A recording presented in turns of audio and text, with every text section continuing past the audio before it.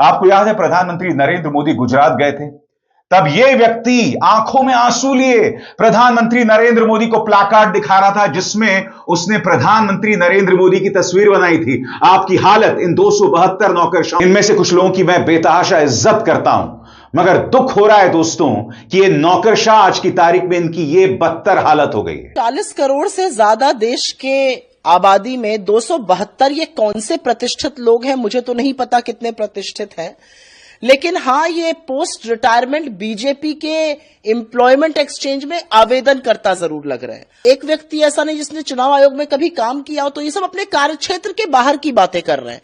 तमाम पुलिस के अधिकारी हैं, वो बढ़ते हुए क्राइम रेट पर दिल्ली में जो हो रहा है उस पर बात करें। कुछ रॉ के मैंने सुना प्रमुख है इसमें, वो बात करें कि कैसे एक के बाद एक इंटेलिजेंस फेलियर हो रहा है। ना आपको पहलगाम के बारे में पता चलता है, ना आपको दिल्ली बम ब्लास्ट के बारे में। आप लगातार पिछड़ रहे हैं।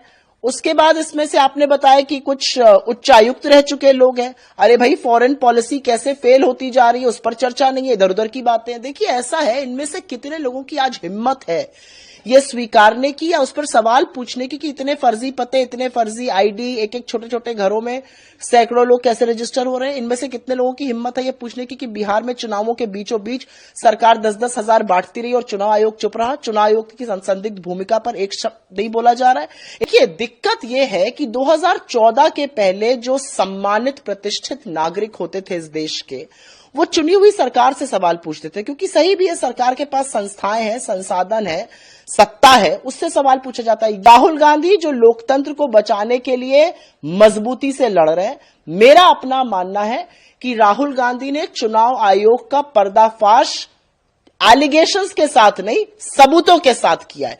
हम सिविल सोसाइटी के वरिष्ठ नागरिक गहरी चिंता जताते हैं कि भारत का लोकतंत्र ताकत से नहीं बल्कि उसकी बुनियादी संस्थाओं पर बढ़ते जहरीले बयानों से हमला झेल रहा है।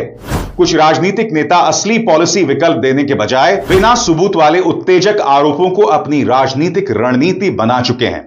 पहले उन्होंने सेना की बहादुरी और उपलब्धियों पर सवाल उठाकर सेना को निशाना बनाया, फिर न्यायपालिका की निष्पक्षता पर सवाल उठाए, संसद और संवैधानिक अधिकारियों को भी कटघरे में खड़ा किया, और अब बारी चुनाव आयोग की है, जिस पर लगातार सोचे समझे तरीके से उसकी ईमानदारी और प्रतिष्ठा पर हमला किया जा रहा है। लोकसभा में नेता विपक्ष बार बार चुनाव आयोग पर आरोप लगा रहे हैं, दावा कर रहे हैं कि उनके पास खुला और बंद सबूत है कि चुनाव आयोग वोट चोरी में शामिल है, और कह रहे हैं कि उनके पास इसका 100% सबूत है।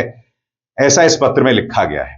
उत्तर प्रदेश के पूर्व डीजीपी विक्रम सिंह सामने आए। मैं इनकी बातों का कायल था दोस्तों, कई बार मैंने इनका इंटरव्यू किया था। आज इन्हें आपत्ति है, ये क्या कह रहे हैं कुछ देर बाद, मगर मैं